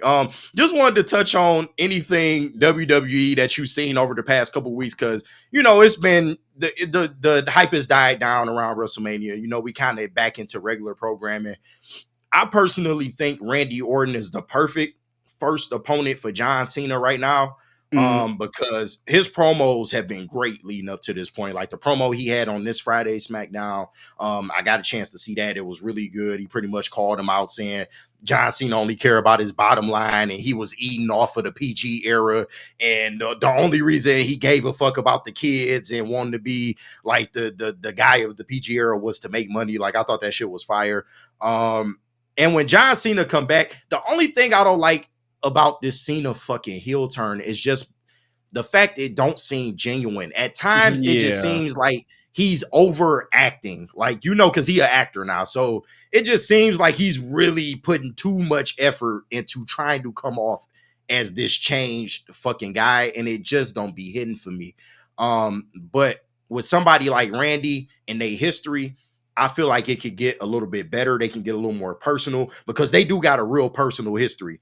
And maybe we could use these for one of the cut ups. But my favorite John Cena Randy Orton feud moment is when Randy Orton beat the fuck out of John Cena daddy, not I knew once, that was but coming. twice. I He knew beat you was the gonna say fuck that. out of his dad, bro. That was the best. That was the best part of their whole rivalry, bro. Randy just out of nowhere pulls John Cena's dad over the barricade, punts him in the fucking head. That was when he was just going on the fucking terror streak of punting people in the head, dog. That was like my favorite like run of Randy Orton, where he was just punting everybody in the fucking head and didn't care. Like that shit was funny. He punted Vince, he punted Stephanie. He didn't give a fuck. He He was did punting not everybody. care back then. It was so bad they had to ban the move. You remember they was talking about they was banning the punt and all that shit, bro? Yeah, Like he was kicking everybody in the fucking head. And then not John Cena, Randy Orton did it again. Like it was a random ass SmackDown. He wasn't even necessarily in a feud with John Cena at that point. But I remember his dad was like sitting a couple rows from the barricade, and Randy had just lost a match, and then he was walking by the barricade and just randomly grabbed John Cena's dad and got to whipping his ass again. man. Dog, Randy is the go for that. He the go for that. Man, I'm telling you right now, I feel like it's a flip of roles. So like John is now the dirty player, while Randy is like the more babyface, lovable type of person. But Yes, bro. as you It's said, like crazy. I feel like John is really just trying to portray his acting role in wrestling, which doesn't work. It doesn't come off as genuine as you would hope and like to see. It's more comedic, if anything, because you're in the back of your head just kind of laughing at him. I mean, they did a promo Yeah. before where Randy was like, John, you need to have some kids. And John was That shit was like, hilarious. how dare you? Like he was Right. an upset Karen coming back and I'm like, how dare you say I need to have kids? Yeah, dog. No, it's moments like that because once John Cena actually got into it, like, yeah, I've been raising y'all kids for 25 years and all that shit, it was good. But that part right there where he was talking about some how dare you, yes, bro. You? I literally looked at my phone like, come on, bro. Like, what are you doing, John? Like, it's you overselling it, dog. We get it. You a heel, dog. You don't have to oversell it. Like, and that's what it kind of feel like. Especially now that The Rock is not involved in. I don't know if we ever talked about the real reason because Rock came on McAfee Yeah, he and came on the pretty McAfee much show. said he didn't want to be involved and shit like that. But yeah, man, that's especially with The Rock not being involved in this whole thing and they expecting Cena to just carry it out. It just man. But Randy is better than Cody in the sense that he still got that heel edge to him.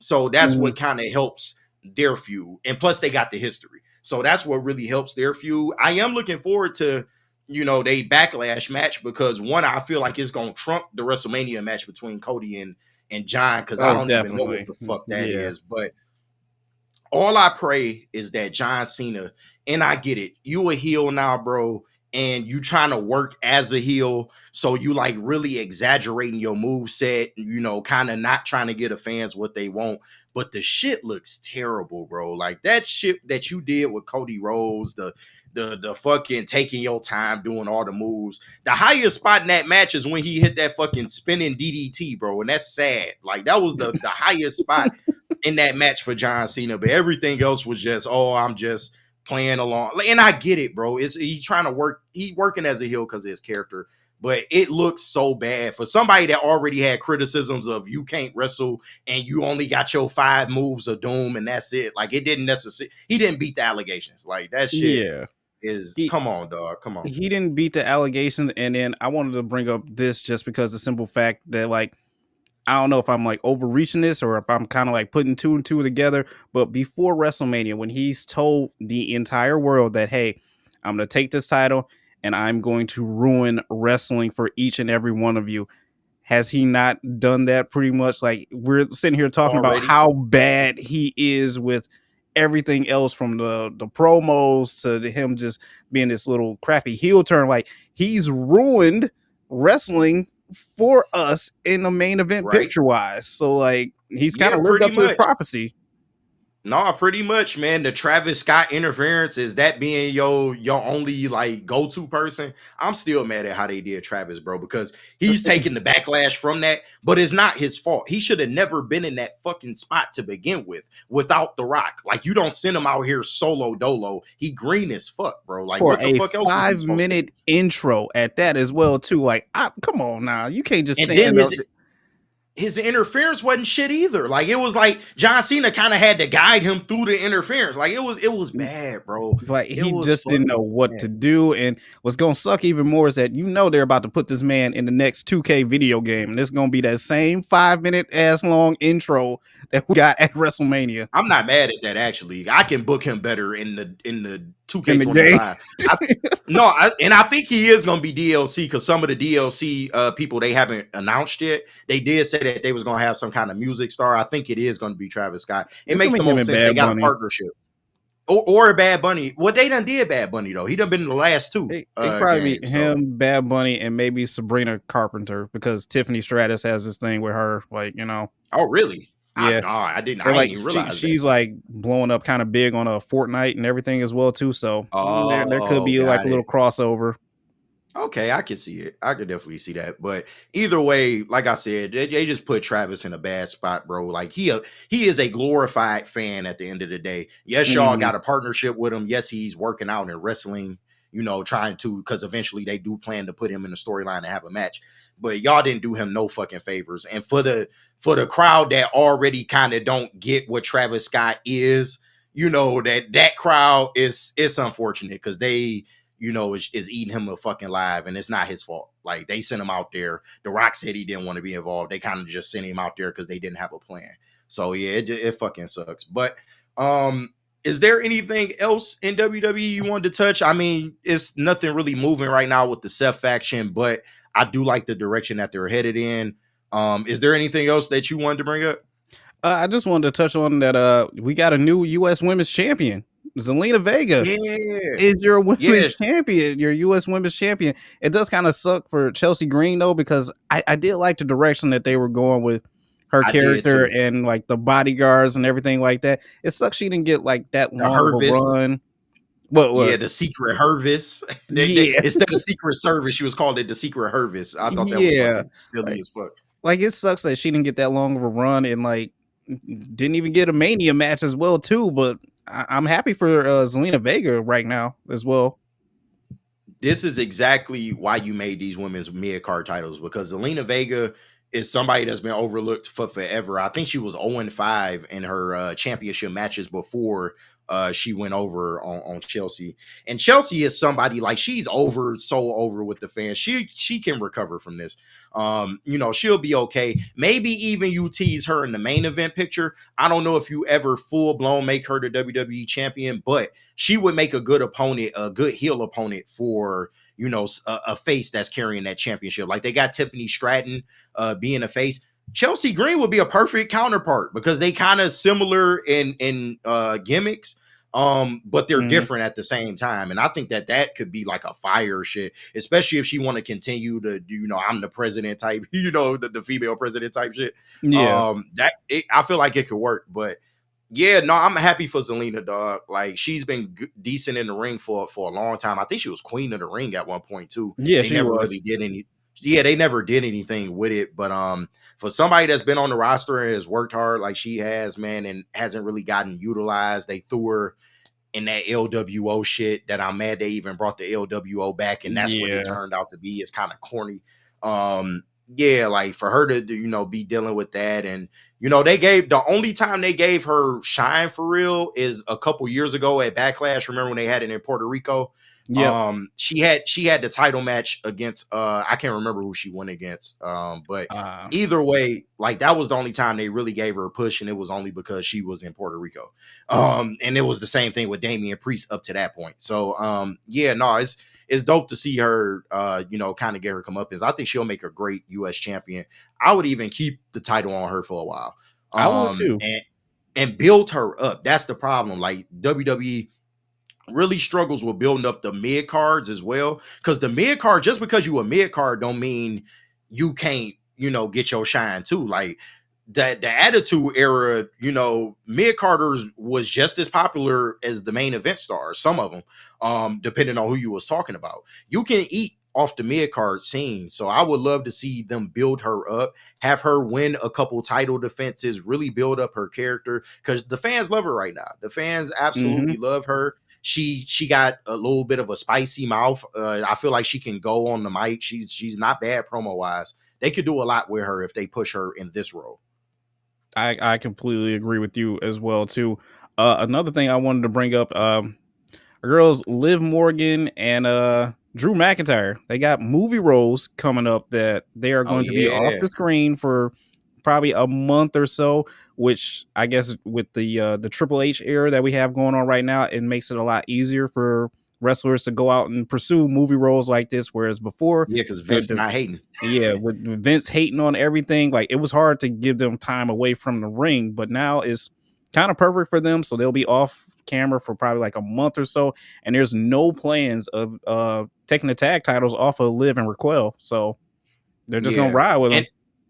I kind of like that because this is how you take people from being just regular wrestling stars and send them into being superstars. This is how you help them transcend. And there's a lot of people in WWE that are worthy of that spot that I feel like could do both, bro. That could go out in Hollywood, do TV, do movies, and come back and still be, just as popular in the ring too. They need to give more of those opportunities to some of those people that are deserving. Yeah, And Drew McIntyre, he got action movie star written all over him. Like you can put him in anything. It really wouldn't matter, bro. He's kind a of. badass. Like he's a fucking badass. It would work. And I'm excited to see what movie he's in because I haven't heard much about the movie that he's in particular. But I feel like that's a good opportunity for him, bro, because he has everything. I feel like his promo work is real good, so acting shouldn't be too much of a problem. He has the build, he has the look of somebody that could be a movie villain or something like that. I like that. And Liv Morgan, another person that's kind of, you could kind of see it with her. She has the potential to maybe branch out and become bigger than what she is than just a wrestler. And her in-ring work has improved a lot over the years. So keeping her champion as she's doing this movie venture, I like that because if it works, then you will get those casual fans from the movies to be like, oh, she's a wrestling star. Oh, let me come over to WWE and kind of see what she's doing over there. So, and this just builds people up. Like this is how The Rock became a megastar. This is how John Cena has become a megastar, like in terms of acting and shit like that. Stone Cold to a degree. They've never like they had a period where WWE was doing like they had their own movie studio and they would Yeah, do movies with like the Miz and Randy Orton and shit like that. And they never really caught on. Like, there's some of them did, like 12 rounds, the Marine, those were really good. See No Evil, those were good, like WWE studio movies, but the rest of them never maybe really caught on. not See No Evil. That was kind of weird. I With like Kane. See No Evil, man. I like See No Evil. At that time, that character fit Kane, like, because that's kind of what he was doing in wrestling. He was being that fucking weirdo, him plucking the eyes and shit. I thought that shit was dope. Like for a 2000s fucking horror movie, I mean, what you expect, bro? I will say this: 12 rounds was good. The first Marine was good. Once you The started first going, Marine was fire, and once you fire. started doing 3, 4, 5, 6, like what the hell is this? Wasn't the third one was like with Ted DiBiase, fucking son, Ted DiBiase Jr. Yeah, That shit was no. horrible, dog. I think That Stone shit Cold was had a horrible. couple of them too, as well too. The He Condemned, or was that it? Oh, The Condemned. That was another solid one. I don't know if that one was WWE Studios, but Yeah, it might have been though. It might have been, but no, that one was really good too. yeah. They had a good run with the WWE films in their studios, but like you just needed to quit after the Marine 3. Like that was just terrible. But Yeah, uh, that's when it got in the weeds. speaking of movies as well too, before we get out of here, I don't know if you've seen The Rock in the new Smash Machine movie that he's got going on right now as he plays UFC former fighter and champion Mark Kerr. Uh, Yeah. I don't know. He kind of looks unrecognizable in this picture a little bit. Like they makeup job did one hell of a good job with this. bro, he don't even look like himself, bro. Like I've been seeing the side by sides now that they actually promoting the movie. It's unreal how much he actually looked like Mark Kerr, bro. And when I found out who they was actually doing it about, and I went back, I was like, damn, I kind of remember this guy. And I Mhm. went back, and he was really big in like 90s UFC. Oh yeah. Because 90s UFC was a wild time, and I would love to just get on here one day and us just kind of go through 90s UFC, because there's a lot of people that I feel like deserve biopics from that era of UFC. Royce Gracie being one of them. To me, Royce Gracie is the GOAT as far as like UFC MMA fighting, period. Oh yeah. Because when UFC first started, he was fighting any and everybody. It Anybody didn't he matter. could. And he was whooping their ass though. Like it was people like two weight Two classes times his above him. size, bro. And he was whooping their ass, bro. Royce Gracie really carried like early UFC and kind of made it relevant. And kind of got it to where, like, to me, he the Michael Jordan of UFC. That, Oh and yeah. listen, hardcore UFC fans, don't kill me. This is my perspective. This is my opinion. This is, if you feel it's something different, that is all well and good. Don't destroy me. All right. I'm just talking about my own personal experience. From when I got introduced to UFC, was during the mid 2000s when they just had hella star power. But when I went back and started doing research on like the older shit, I fell in love with people like Royce Gracie. I'm like, dog, he was a fucking dog. Like, and then Mark Kerr was kind of one of those people that during that time period was kind of carrying the older UFC, and it even went into pride fighting. And I remember pride fighting championships like when it was around, because they was intermingling with UFC. Rampage Jackson, he came from pride fighting. No, that's my guy, I man. believe Get All Dog, he one of my all-time favorites. Rampage. Yeah. Shogun, yeah, I believe Shogun Rua came from Mhm. Pride Fighting as well. They had a lot of people, Mirko Krokop, like they had a lot of people that came over from Pride and dominated in the UFC, bro. So I'm very interested to see this story. I think this movie gonna be fire. The Rock at times, not to say his acting career is bad, but his last, I would say, almost decade of movies has just been like, all right, like Yeah, it's just he's The an Rock action playing The Rock. star. He just collecting the check, and he's playing the same character, The Rock, in every fucking movie. Yeah, This one is kind of different, like a Red Notice. I don't know if you've seen that one. That's on man. Netflix. Unfortunately, only because of my wife did I There's seen that. I would have never watched it on my own. a Christmas movie he did on Amazon Prime. I don't even know that one as well too, but it's just like, all right, it's just The Rock playing The Rock. Like, Yeah, I dog. The need shit with something Kevin else. Hart, the multiple movies he done did with him is just like, Yeah. all right, we get it. Like you the big strong guy. All right, we get it. But if people go back, like The Rock's acting career hasn't been all that bad. Like Scorpion King, his first movie, classic. That was Mhm. really good acting by him. Gridiron Gang, I can go through it. Even the Tooth Fairy, and say what you want, bro. I can't hate It's a on the it's Tooth a Fairy. it's a solid family movie, bro. It Like it is. really is. Like man, but he's had some ones in there to where he's kind of shown his range, and he's kind of getting back to that, and I like to see that. So no, I feel like this movie is gonna be fire. I'm really interested in Mark Kerr's story, because he battled with addiction and shit like that. Mhm. And I kind of just want to see what his rise was like. Like he was a big deal, in UFC and then Pride Fighting. So I kind of want to see what his journey was like, bro. I Is he still with us? I don't know if Yeah. Yeah, he he's still oh, alive and with us right now. I believe he was at a UFC event probably like a month ago.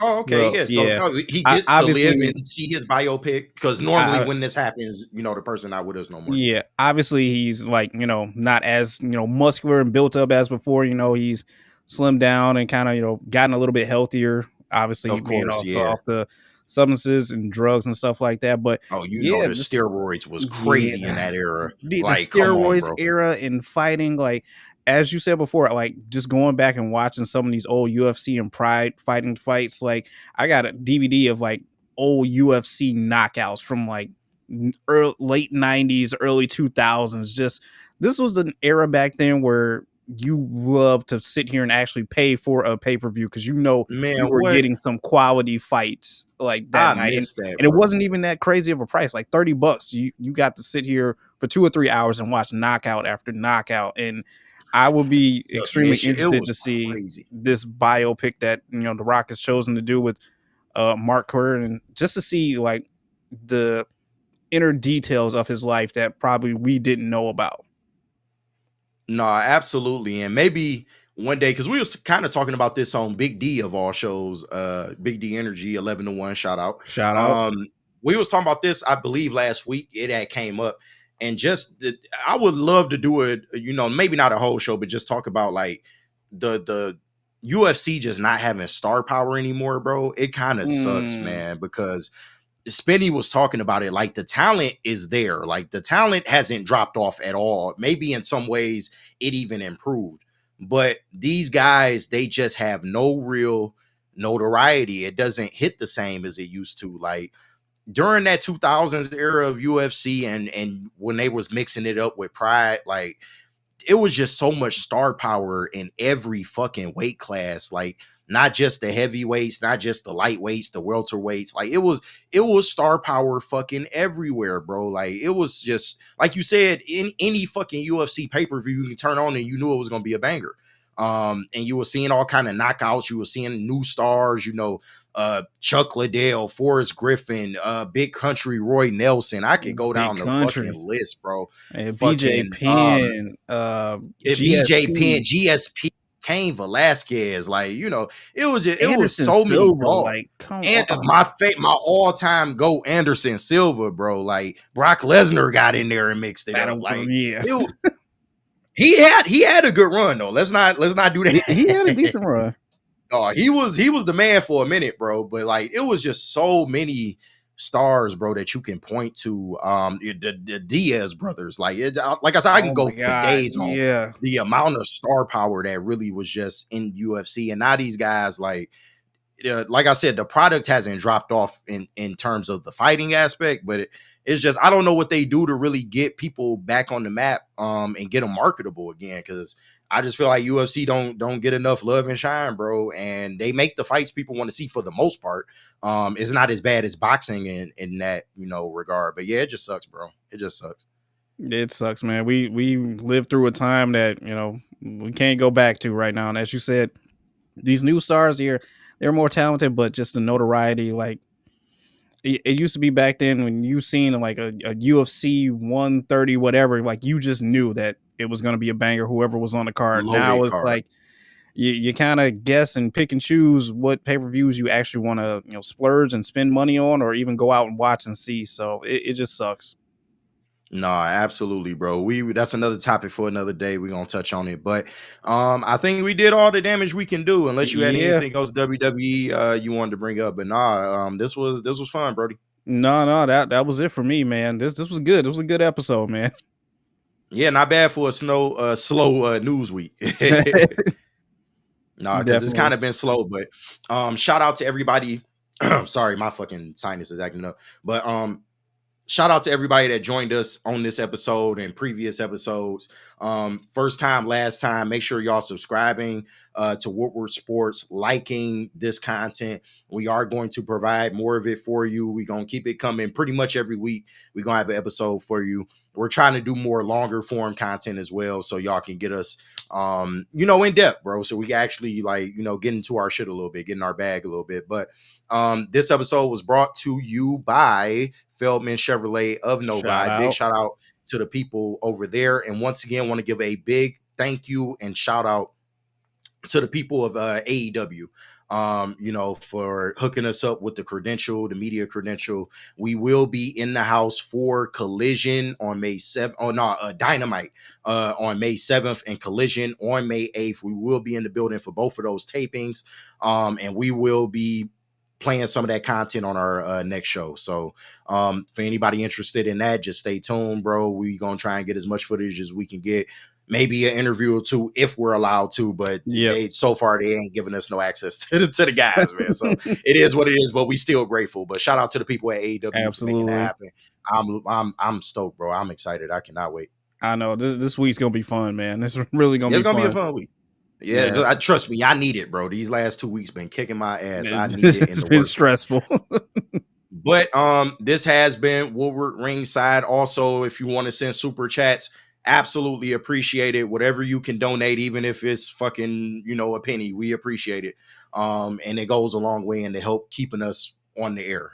So yeah, anybody that want to help out in that way, we absolutely appreciate it. Also in the comments, we watching the comments. If you want us a topic for us to talk about, drop it in there, man. We'll try and Let us fit it know. in.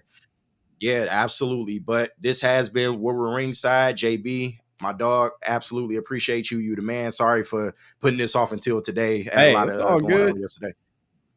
Hey, appreciate you, bro. Much love. And for everybody else, much love to you as well. KG, JB, it's Woodward Ringside, baby. We out. Till next time.